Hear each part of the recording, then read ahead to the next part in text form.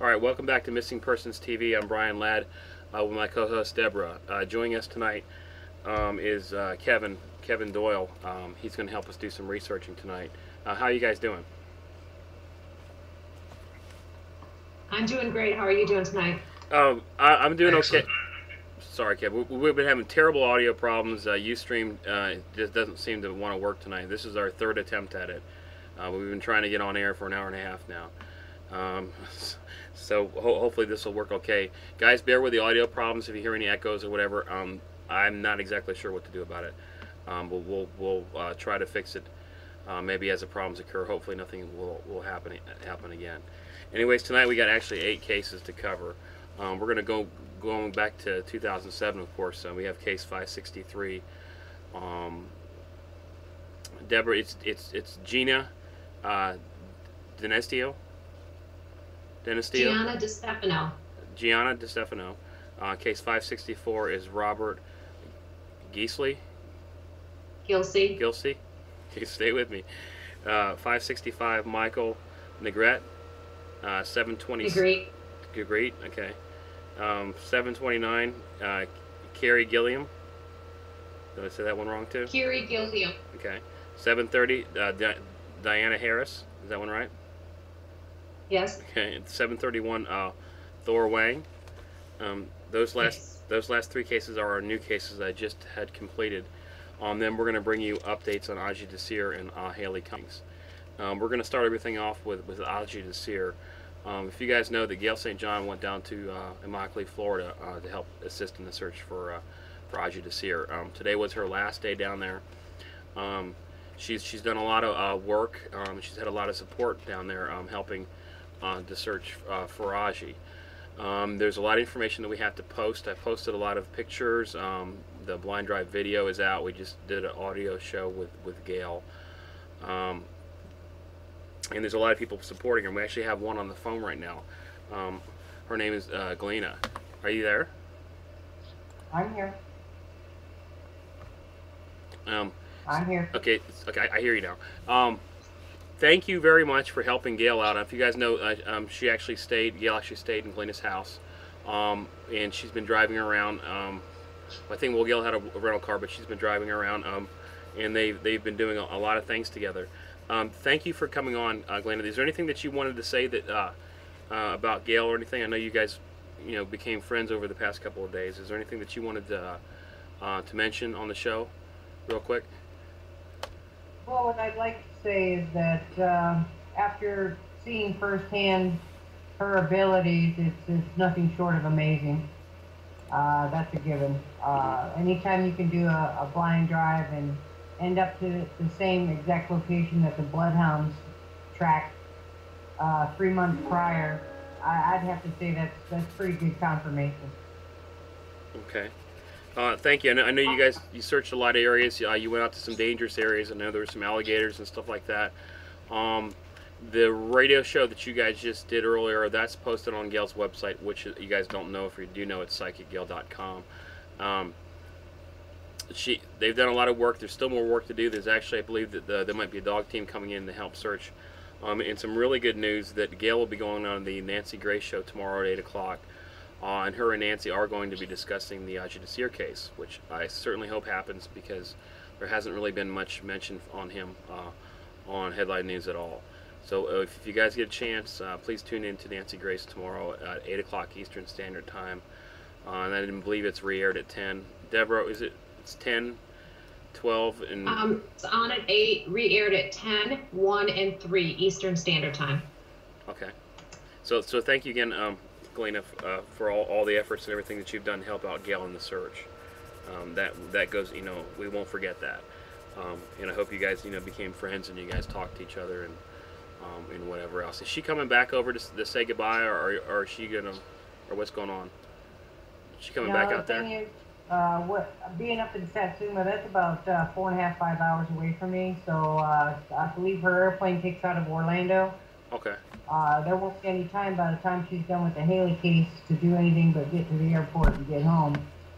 If I could just take a moment of your time and let you know that since Gail's been in town, there's been quite a few people that have come up to me and let me know that they've seen posters now that were not previously posted about finding Adji, which is a good thing. It's been in the newspaper probably every day, which it wasn't prior.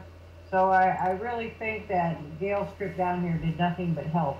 Yeah, and you are right about the tracking dog. She's been in contact with a young man, and he promises to get some tracking dogs down in this area. He's from a fire search and rescue team.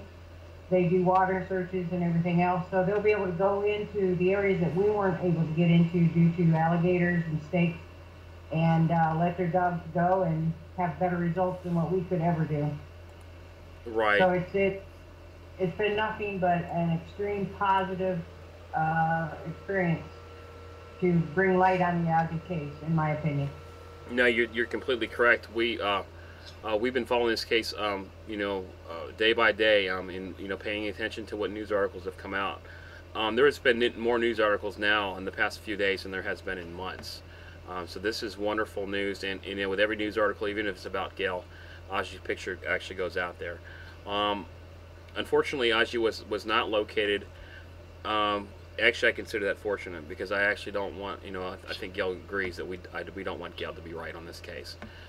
But her feelings and what she's gotten in her semi-trance, whatever stuff, that will be posted on her website too, as well as the blind drive and a couple audio shows and notes on what she thinks may have happened. It looks to me like she's thinking it was possible an accident, and some of these kids in the neighborhood might know what happened. Glenn, do you think that might be the case? I think there's a strong possibility. We talked to a couple young boys today, and what we got out of them today was that Adji totally did not know where he even lived. Every time they went to the park and play, they would have to take Adji home at nighttime. Nobody ever came and got him. Nobody ever supervised him. They would walk him home at night. Unfortunately, this night that he went missing, the last boy to get called in was the last one that was with Adji, and he got called in for dinner, and it was already getting dark. So here it is getting dark, a boy doesn't know where he lives, and he's left on his own. Pretty good chance is that he wandered around trying to figure out where he lived and just simply got lost. Right. What happened after that?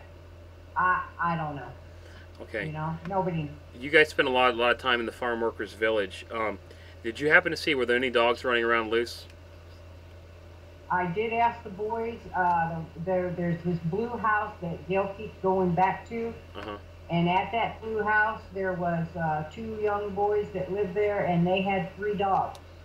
Okay. Those dogs and the boys had moved out in '08 before Adji went missing. But the house is right next to the park. And the little boy I was talking to, he has a little white chihuahua. Okay. That is around in that area. So there are dogs. We did not see any dogs, not one, the whole time, the whole 4 days we were there, we did not see one dog. But in talking with these 2 little boys, there are dogs in the neighborhood. So yes, that's a possibility. Okay, yeah, I knew you guys talked with the children in the area. Gail had mentioned that they don't tell them anything. Is there anything that you guys think that the children were kind of holding back, something that they knew and that they didn't want to mention, because they'd asked you guys several times, were you the police, were you authorities and stuff? They seem to be a little hesitant about that. Do you get any type of gut feelings about something that these kids may be withholding from you guys? Actually, they did ask us if we were the police. They were really cute 2 little boys, little Spanish boys, adorable. Mm-hmm. I would say one was 4, the other one was about 7 or 8 years old.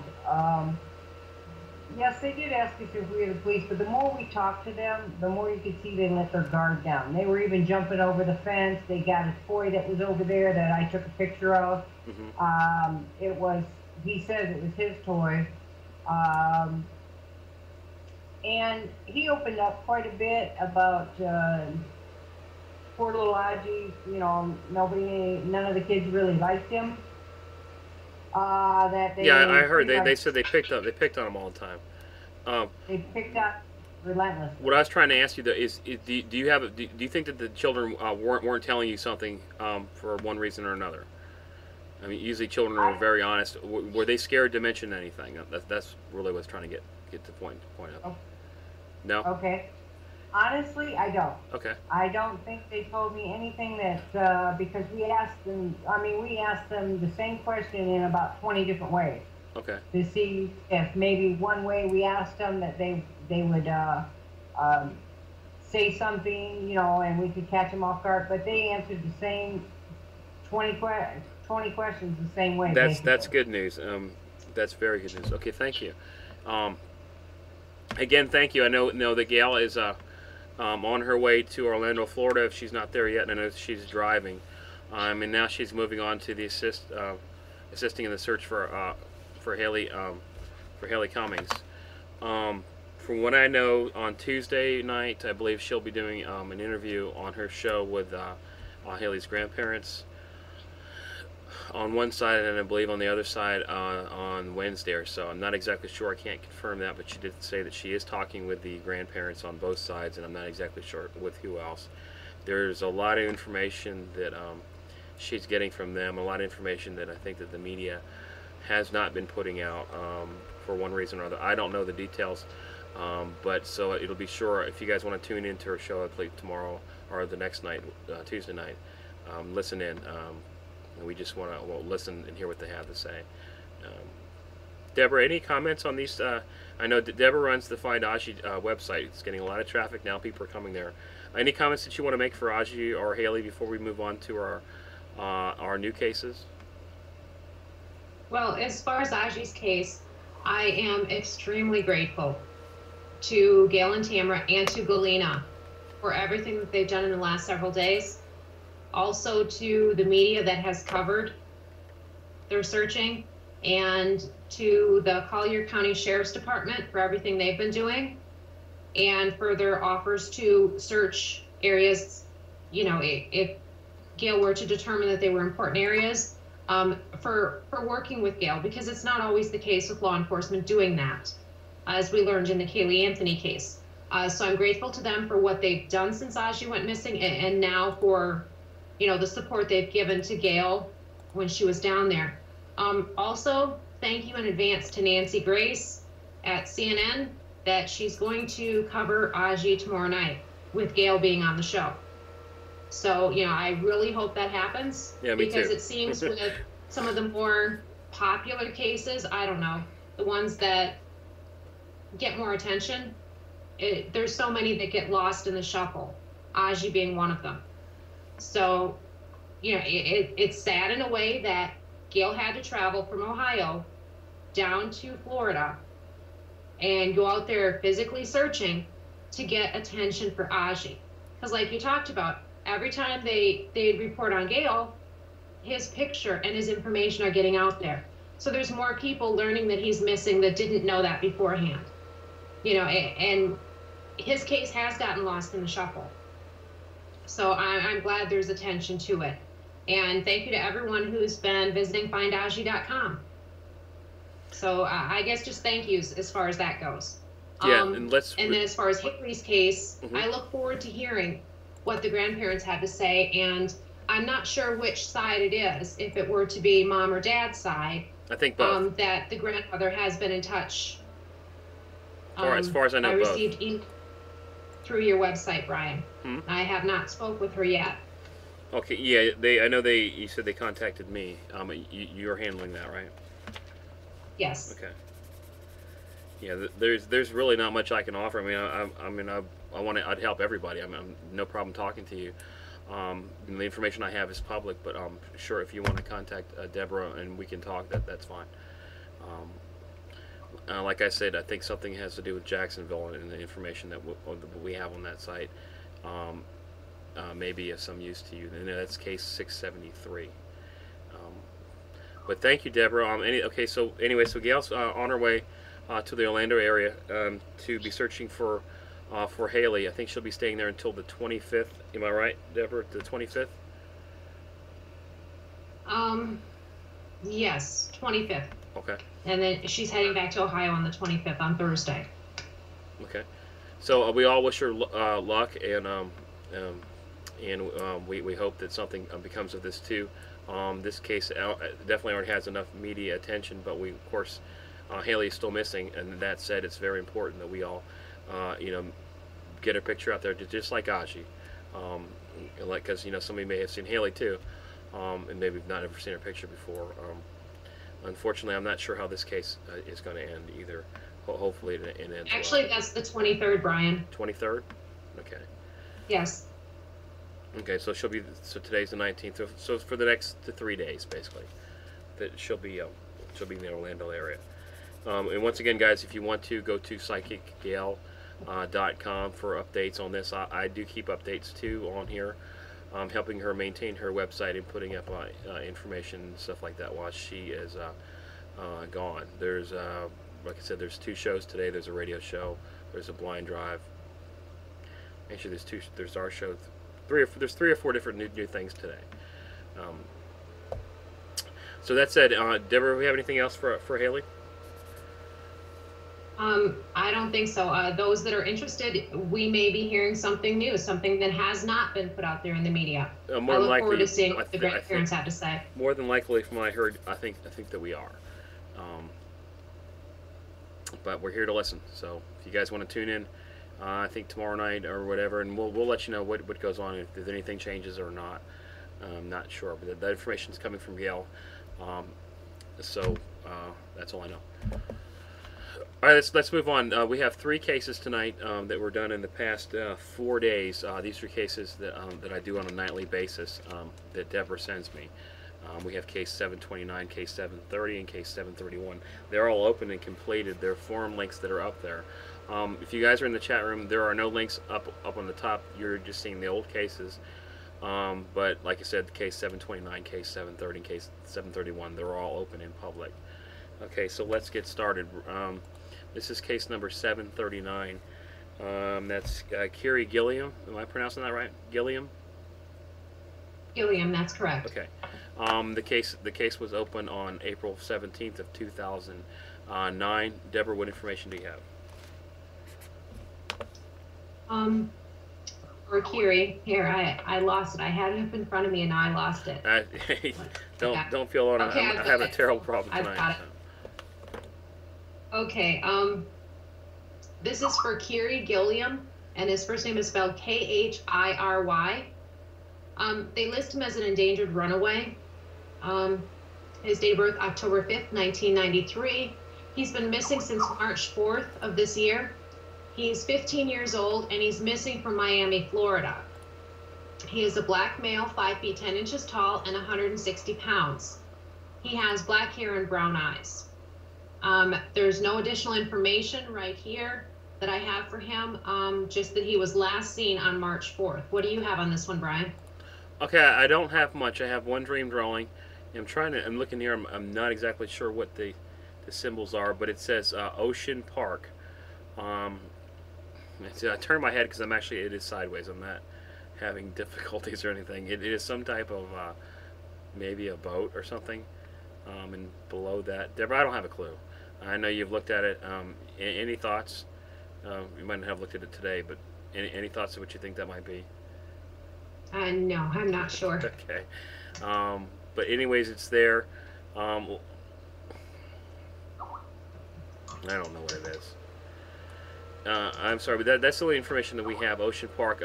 Once again, there's no anything here that would indicate that that he's deceased. And if there is some type of ocean park or something somewhere, that may be where he's at now. That's all I have on that one. Let's move on to the next case, case number 730. This is it's Diana Harris, correct? I'm having a terrible problem pronouncing it. Okay.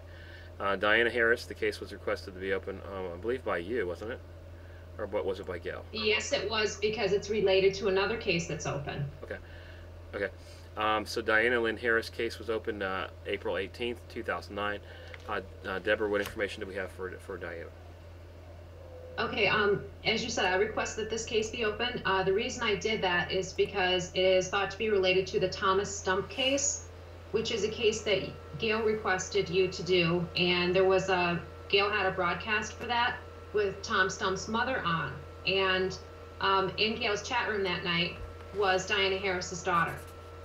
So she's a member of your online forum, and she's been to the chat room. So I opened this one up, and as you know, I think that if cases could be related, by you doing them, it might help, you know, doing another one that, you know, if it's related to one that's open, could help solve it all. So that's why I put in that request. She's been missing for quite a long time, missing since June 7th of 1981 from Big Pine Key, Florida. Her date of birth is October 6th, 1953. She was 27 when she went missing, 5'4" to 5'8" tall, 120 to 135 pounds, Caucasian female, red blonde hair, blue eyes. She wore glasses and dentures at the time that she went missing. She's fair-skinned, and at the time that she went missing, she was known to wear wigs. Some missing person databases will list her as Diane instead of Diana. She was last seen there in Big Pine Key, Florida, in June of 1981. They do suspect foul play. Diana's children were visiting her father, their grandfather, in the state of Michigan at the time that she went missing. Diana was always good about keeping in touch with her family.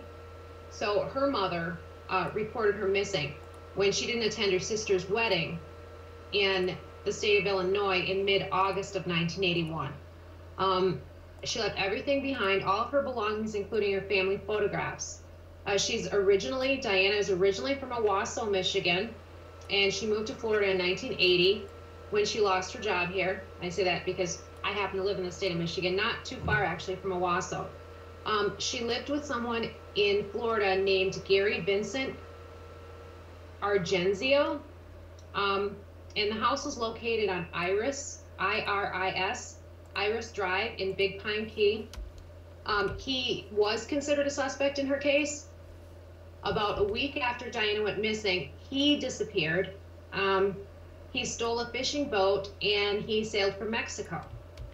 They did arrest him in Mexico in 1982. They extradited him back to Florida, and they convicted him of theft and sentenced him to prison. He died in 1992, and he was never charged with Diana's disappearance. An informant told authorities that they believe he did murder Diana and that he dumped her body into the ocean. He was the owner of the house that they lived in at the time that she went missing. The witness said that he and a friend had gone over to the home and they saw a hole in the wall with blood around it, and that Argenzio said that he had put Diana Harris's head through that wall during an argument, and the friend corroborated the informant's story. And like I mentioned, this case is thought to be related to Thomas Stump, and he's missing from the state of Florida since 1995. And they think that their disappearances are connected. Several of the people that they interviewed for Diana's case, they also interviewed for Thomas's case regarding both of those cases, even though they were 14 years apart. Authorities have not been able to place another link between them except for that, though. So that's what I have on this. What do you have, Brian? Thank you. I have three dream drawings on this one that were completed. 4/11. No, 4/17. Sorry, 4/17 of this month. Sorry, I was looking at something else too. The first dream drawing says 4, the number 4. You found it, and then number 4 again. Wooden walkway to circle wheels. They searched here, so obviously it's possible that they searched an area that they need maybe to look again. HW1, which could be Highway 1. He went to East San Indeos, home in the west side of, then it's uppercase, the farm. Third one says, you can find her here. Look back in red folder. D-E-R-A, like Dora. It's not, could actually be even Deborah. 1 and then the number 4. And then I did some research on this. I entered the way it was spelled, San Endeos into Google Earth, and I did find a location, but it wasn't spelled exactly. It's actually San Andreas, I think, Colombia. So I think that was the closest that I found so far on this case. Anything else, Deborah? If people could visit the forum, your new missing persons forum at missingpersonforum.com or findthemissing.net will also get you there. There's interesting information posted by Diana Harris's daughter, and this is really interesting case, and all the documentation she provides and posts there. So if you want to look under her case, under Diana Harris's case, and under Tom Stump's case, and we also do have them listed in the related cases area. Right, and as always with each case, if you look under the bottom, it'll say post comments here. That will also take you to the forum in that specific address too. Deborah's been really good at getting those links to me, and I've been putting them up. All right, the next case I think is Thor Wang. Now, you said Thor has been located, correct? Because I just did a Google search and didn't find anything. Well, a Thor's poster, as of a bit ago, was still listed with the NCMEC. Okay. And also then they have information listed at helpfindmychild.net. And so you didn't find his missing poster with at missingkids.com? I didn't find anything actually. I'm gonna do it again. I took the full name that I have right off the case file. Daniel Daniel, and then 2 SSOON Wang, right? 1 O actually, but 2 S's.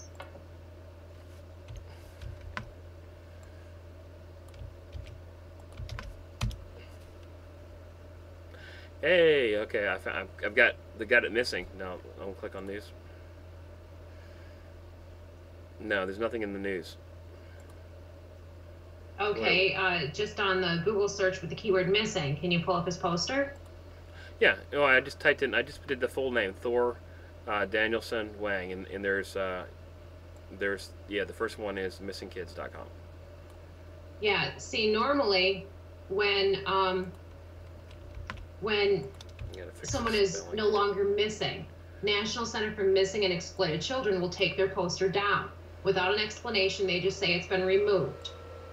They have not done this in this case, even though he was located. He's still considered missing in a sense. Send me a link to that, would you please? What's that? Can you send me that link that you were telling me about? Helpfindmychild.net? No, the link. Sure, the link to this information down toward the bottom too. Okay. What has happened was he was abducted by his father, and they did locate the father, and this was after you had opened up the case, Brian. They located him in Guatemala with Thor. So the mom got on a plane, she flew to Guatemala. Well, she's now staying down there, scared, afraid, upset, because they took Thor and they put him in an orphanage in Guatemala. She can't see him or anything. From what I've read, the treatment of her and of Thor have not been of the best quality, not what we would think happened, and not what we're used to in America. And the father was not arrested, even though Interpol was there and they had the warrants for him. So she's dealing with a mess right now. Apparently there's supposed to be some sort of a court hearing. Until after that, at the earliest, she can't see her son. And she's stuck down there needing a translator and a whole bunch of other stuff. So is he missing in the sense that a lot of others are? No. But he's still missing because he's not with his mom. And in my opinion, if National Center for Missing and Exploited Children still wants to list him as missing, I think we could keep it open too, right?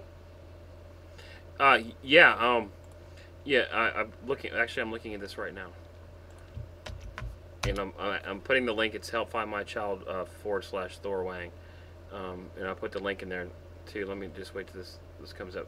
Okay, and I'll read to you what I had done on the case. It doesn't seem like that I got anything as far as on this case correct, but I'm glad that he's been found. Unfortunately, yeah, what you're telling me, that's not good either.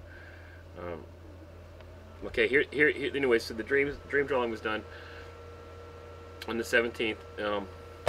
Waiting on the computer.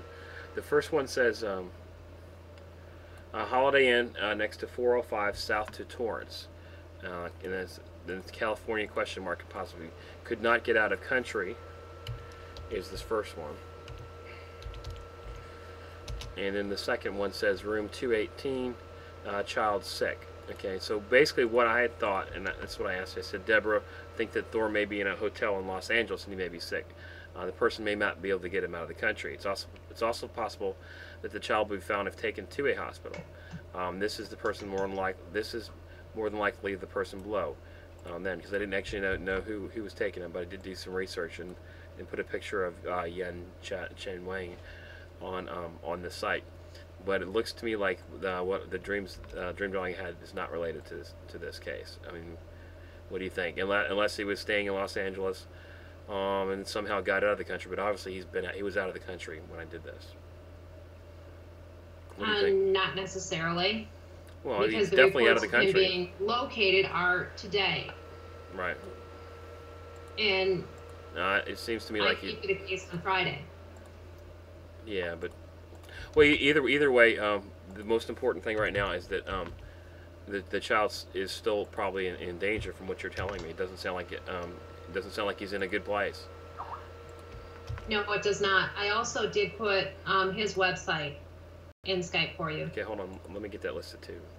I like to get this done because a lot of times I won't have a chance to go back to the case file, and it'll never get done if I don't do it now.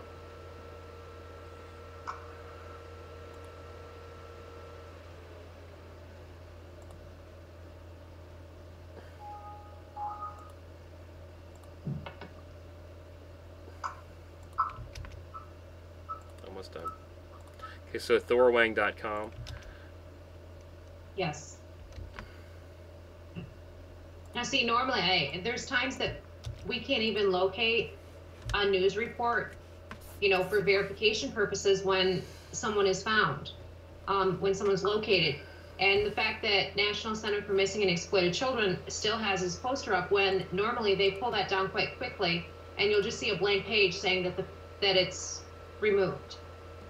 I was surprised to see that it was still up. I think because there's extenuating circumstances here. I guess they figure he's still missing. Guatemala has him now. This is really sad. Yeah, I'm waiting on the computer right now to save these images. I hate to say that. We really do get more professional here. Borrow my neighbor's computer or something. Okay, I got that done. I'm put up the. When I say we, I meant me. Okay, so thorwang.com. So we'll leave the case open. I won't change to located until you tell me to do so, Deborah. Okay. Oh, thank you. You're I really think to leave it open for a while and see what's going to happen here might be a good thing. Okay, now we're going back to our three cases of the night, actually this far into the show, and now we're getting to our 3 cases. Yeah, we're a half hour into the show, we're just basically starting. What we do is we're trying to cover every single case that I have open. There's approximately 700 of them right now. We're trying to at least get 3 done a night, and we do that 7 days a week to bring more attention to the cases, and plus if there's anything in the case file that needs to be added, changed, or whatever, we can do it at the time. And what about the most recent one? What am I missing? I told you I had to restart. Jason Spect. Do what? And Joe Leonard. Oh, okay. Yeah, okay, listen, these are not posted on the website yet. Not even actually. I'd like to cover this one if you're willing to, because then people know that you have the case open and that it will be talked about further tomorrow. Okay, well, hold on then. Okay, I didn't make a graphic for it, but I do have these are the dream drawings that were done last night. I haven't even scanned them in, but okay, hold on. You trying to fire me or something? Now, would I actually do that? Yeah, I actually think so. Okay, I have the images, but they're actually on the site right now. It's case number 732, which was opened 4/19/2009, which is today. So Jason Spect and Sherry Leonard, correct? Yes. Okay. These aren't missing people. They're actually deceased, correct? I certainly hope so. Correct. Okay. So we're looking for the person's killer, correct? Correct. Or killers. Okay. What information do you have? And then I guess I can show these. So we don't have to cover it tomorrow? Well, you're going to be on Gail's show talking about it tomorrow, along with Jason's father will be on that show. Okay. Gail requested that you open this case, and thank you to Cindy for giving me the information in order to give it to you. Jason Spect and Sherry Jo Leonard. Jason was 33 and Sherry Jo was 44. They're both deceased since November 25th of 2007. This is a double homicide and arson. They were brutally beaten, and their trailer was torched to cover that up. Police are still investigating, and they have not apprehended the person or persons who did this. This happened in Lewistown, Pennsylvania. Go ahead, Brian. All right. Right now, I've got two dream drawings. The first one is it's a schematic. That's something that's kind of new. It looks like a box. I'll scan this stuff up for you guys. It'll be on the case file as normal. It's a schematic. It looks like some type of box with a 9-volt battery. Inside there, it looks like there's some type of cylinder, some wiring, and I don't have a clue what that is. Okay. And I don't know if it's a bomb or anything, but it does have some, maybe it's some type of gas. I don't know that's coming out of it. But it says it was built by a man that sold them products on the web. And then here's the second one. I'll show it to you, then I'll read. I know it's probably hard to see this, so guys, just wait, and if you want to, just go to the case file. It says top shelf closet, and then red case. And that's all I got. Sorry, that's it, Deborah. And I don't know if that has to help at all, but maybe we can look into it. I could probably try to redo this case again tonight too, if you want, or I'd say this morning. Do you want to do that? Okay. Or, willing, that would be wonderful. It is kind of close. It is kind of close, but what the heck? Yeah. Well, as I mentioned, Gail's show that's on Mondays and Thursdays. Jason's father will be on the show tomorrow. Gail's show usually starts around 9, sometimes a tiny bit later than that. And this case will be discussed. Okay. And Gail will do her work on the show. Actually, these stream drawings were. Anyone who wants to tune in, that would be great. Yeah, these stream drawings were actually done, I'd say probably noon, 1 o'clock. Actually, I did not get to sleep till 9 o'clock this morning. I'm trying to get it caught up. I'm not caught up, not even close. Like I said, if anybody wants to help out as far as post cases or help in the forums or something like that, please let Deborah know. Deborah needs some help too. It's a lot of work getting all this stuff done. And remember now, I run Brian's Dreams, and I have not been able to post these dreams. I have a sack of dreams over here. I know it sounds easy, just scanning, but it's actually a little more complicated. You have to scan, translate a link, and then open up each page, because every single dream has its own page. Which I'm trying to get that to go to the forum. But if you want to help out anyway, if the dream forum or anything, just please let us know. I'm not trying to complain, but I'm just explaining that this is a lot of work. Well, I do know that people following your dreams, they are used to having you every post night. them. Yeah, every night. On a regular basis. And one time not too long ago, before you got real behind this time, someone contacted me through Skype and asked if you were okay, because they hadn't seen any posted in 2 days. Yeah, they asked. I am fine. I'm really going to have to start, I think, just getting on a schedule as soon as I get up posting the dreams. And it's so much easier if you don't procrastinate and you don't wait. There's a dog that just came in here. Andy, come here. Okay, anyways, if you don't just procrastinate and just do one a night, and then actually I have to get into my dream forum, because I am posting all the dreams in the dream forum too. And if you want to go to the dream forum, just click on dream forum. Okay, let's get this started. This is case number 563. Galena Pronounce the last name for me, Deborah. It's Gianna DeStefano. Gianna DeStefano. Sorry about that. This case was opened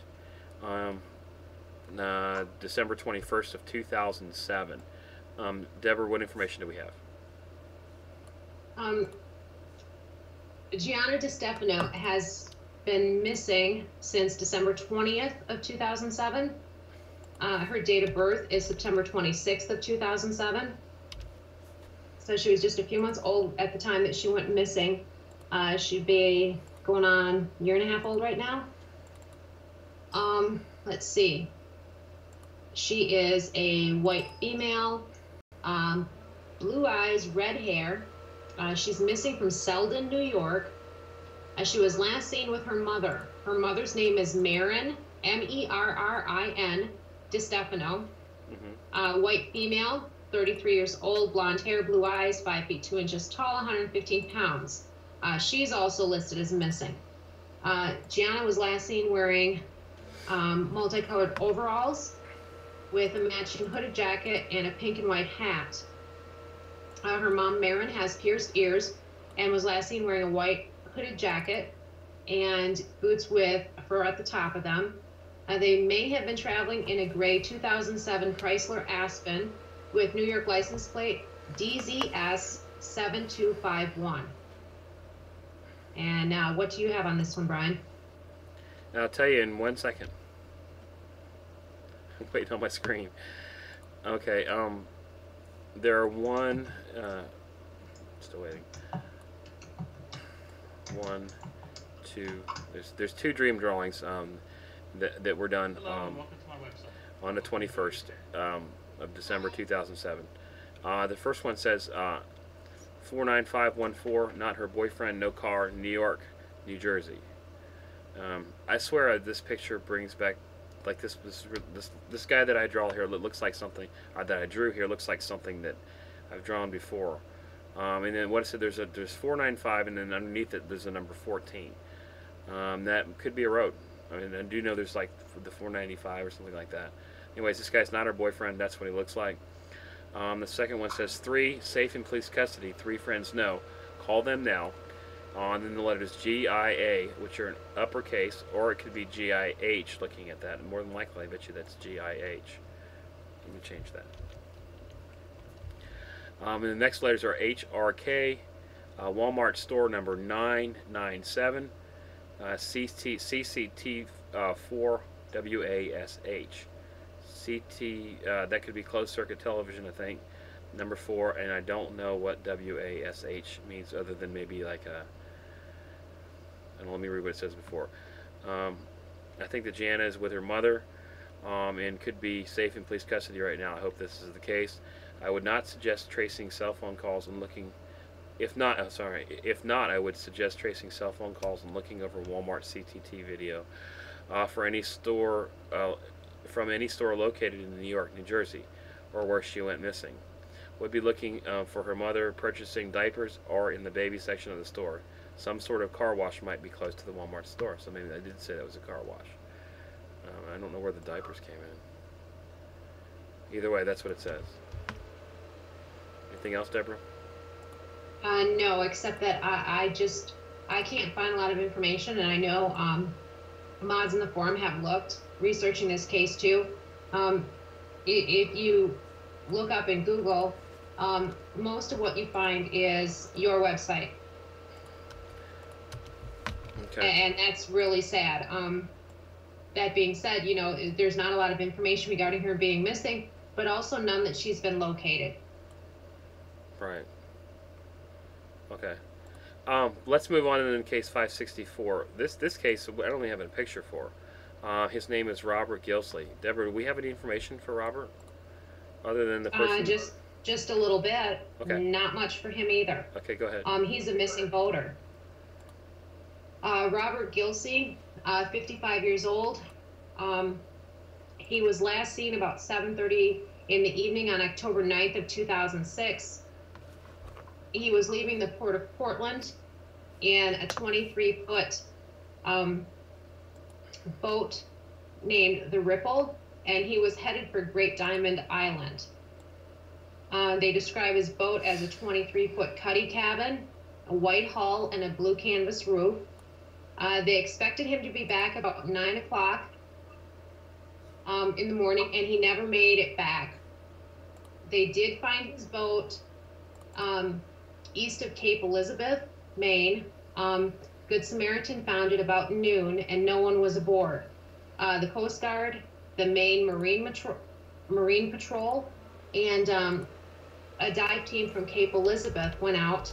The Portland Harbor Master also, and the Falmouth Harbor Master were out there searching, looking in the waters around Great Diamond Island to the southern tip of Cape Elizabeth, is what I have for a description here. They were not able to locate him at all. And that's what I have for him. Did find his boat, but they did not find him. Okay. What do you have? Okay, I've got two drawings. I was just looking at something. It says Robert is on the island of St. George's, and then STG 1977 1799. I'm sorry, $175,000. Boat or something, maybe. That was the price of the boat. And then the next one says this is actually a drawing of a boat. No, it's actually a cruise ship. Look for the record of cruise ship staff. Look for the record of cruise ship staff hirings. Royal Caribbean, and that's spelled wrong. 9-1 phone call to island can be traced. It says I'm not sure, but it's possible that Robert may want to be missing. If true, you may find him aboard a cruise ship working as a staff member. And then there's information right there, whatever that means. That's what I have for Robert. Theories, Deborah, how this might be possible? Working on a cruise ship, hiding? Well, there would be stranger things. I mean, I guess so. Sometimes people do want to be missing. I don't understand it myself, to leave your family and everything behind, but it does happen. And sadly, that's why some adults don't get enough attention when they're legitimately missing, because there's no law against it. Right. So, I guess he's allowed to.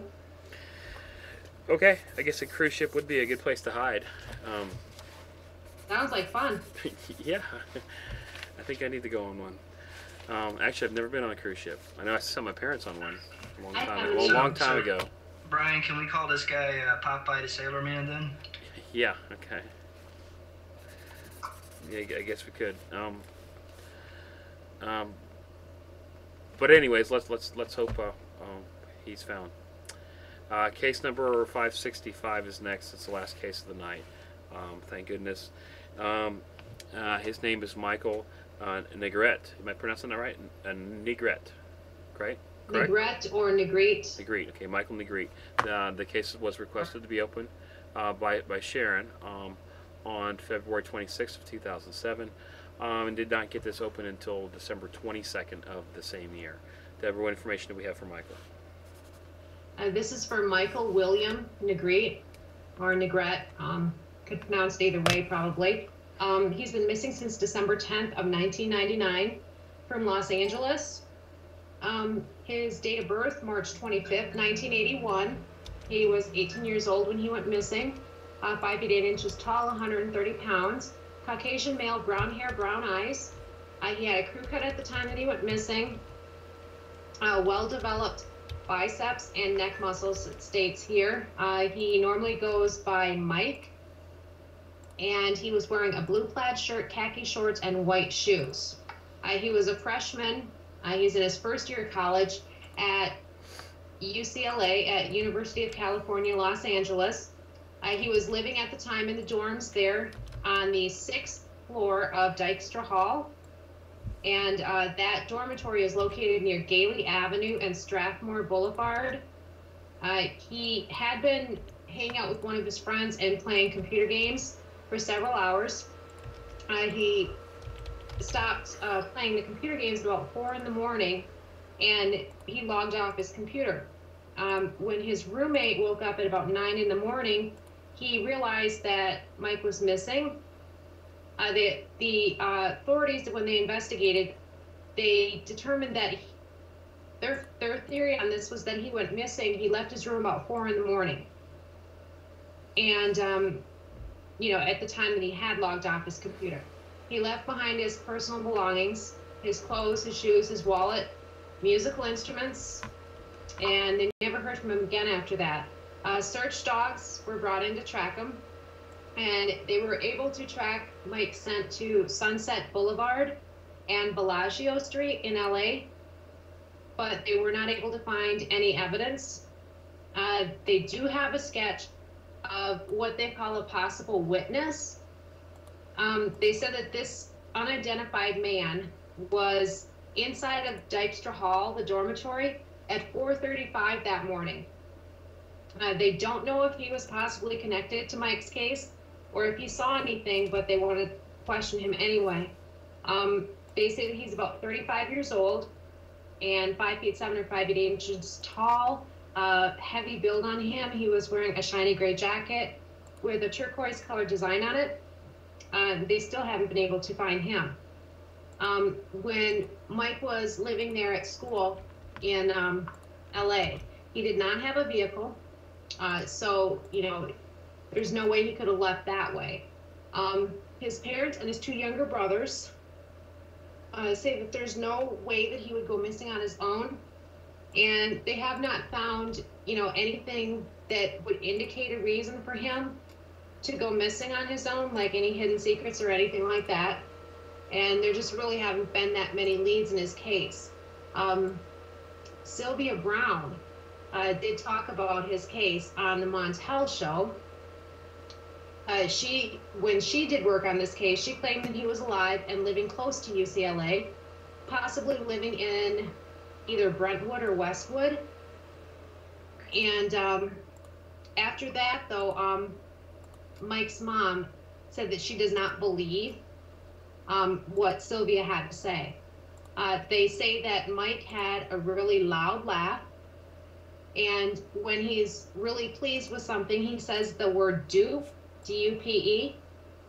He sings jazz songs quite a bit. And he also recites trivia, mainly the Simpsons trivia after the Homer Simpson show, the Simpsons on TV. He also likes his computer games and video games. He plays the trumpet and the steel drum. Police do suspect foul play in his case. No activity on bank accounts, credit cards, or anything since he went missing. What do you have on this case, Brian? Well, I have four dream drawings. I was looking over some of this. Unfortunately, I don't think that Michael's alive. The first one says 3 murderers. Damien will kill ex-wife. Greyhound when he took Michael, and then the number 0456. And it says right below it, I believe Michael's killed by a very angry person. If his real name is Damien, it fits the profile. I believe I may be dreaming about a serial killer and not sure what happened to it says, and not sure what happened to Michael. The next one says a dog was killed, not an accident. He kills with his hands. Child molester was molested as a child. David knows how to stop him. David is in danger. 666, look around the house.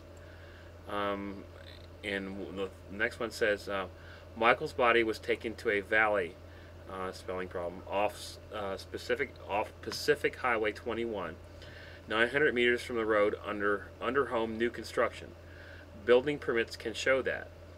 And it says right below that, it says it's possible, if this dream is about Michael, his body may be under a building that's recently constructed. And the final one says California 415, stop. This is actually a sign, and on the sign it says stop, and then the number 1460. Then after that it says 27, 454, and then the number sign. Go to the bridge on the highway. David can show the murders.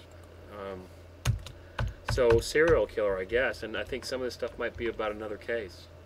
Deborah, this is interesting. I think I'd want to look into this one again. Okay, and from the research that we have on this one, they have not tied Michael's disappearance to any, other missing cases or anything like that. Okay, well. So, No, this is definitely, according to the dream is definitely saying it is. But, I mean, that doesn't mean anything. I'm just saying, I can tell that, I mean, this is what I'm sure was trying to get across back then, and the man who did this is a serial killer. If it's about Michael, I don't know, but, or it could be nothing, but looking at this, there's a drawing here too. I mean, there's two drawings actually, and there's a picture of his ex-wife. If you guys just want to look at it, we don't. I mean, all this information is up there. It's been posted since December of 2007. There has been a few comments, actually only 2 or 3 comments, and it talks about something. David Westerfield, 2002. As far as this may be related to some other cases, so the case is open, case number 565. Deborah, let's redo this one. Okay. All right. I think that's it. Okay, so before we go, let's do our little contest here. It's not really a contest. It's not a guessing game. It's called What's in the Box. I have a box. Oh, where'd my box go? Hold on.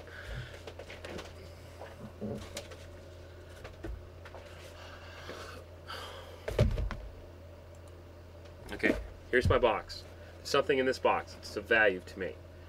What we're trying to do is just prove to you guys that you can all do the, whatever people call remote viewing or whatever you want to call it, working with dreams or whatever. Box is located in Berkeley Springs, West Virginia. I want you to figure out what's in it. If you're a remote viewer or whatever, you already know what to do. Or if you'd like to try a different type of method, I suggest taking a picture of this box, writing it down its location, putting it under your pillow, folding it. Like I said twice, I don't want to fold up that, but here's one. Fold it twice in opposite directions. Put it under your pillow. If you have a dream, try to, like I said, take notes or whatever. Drawing, it doesn't have to be a word or whatever. Whatever you get, please send it to us. And Deborah, what's the contact information if they want to take part in this experiment? They could send an email to test1, the number 1, at missingpersonforum.com. They can just send a blank email there. They'll get an auto reply back. It will have a photo of the box and its location, which you said is Berkeley Springs, West Virginia. Mm-hmm. They can print that email and they can fold it up as you recommended they do. And then if they would like to email the results in, or if they write it down or draw or whatever, whatever method works for them, they can send that to what's in the box at missingpersonforum.com. And if they'd like to scan in whatever they write down, that would be great too. One person scanned it and sent it in. Otherwise, all the other responses, and there haven't been that many, to be honest, they just stated, they typed it out on an email. Mm-hmm. So I'm more curious to see. I'm more curious to see what. Gets it right, you'll send it to them. Sure. Yeah. That's the thing. There's the thing. If you get it, if you're able to guess it's not really guessing what's in the box. It's actually an experiment. We're trying not to guess. If you listen to the previous shows, I actually go into detail of how I do it, and I'm not saying that's right or wrong. Just how it works for me. But if you do guess what's in the box, or if your result is what's in the box, you get what's in the box. I'll ship it to you absolutely free. I just need your mailing address. That's good for anywhere. I'll send it to anywhere. But there is something in the box. It's no joke. It's no gimmick or whatever. It's an item.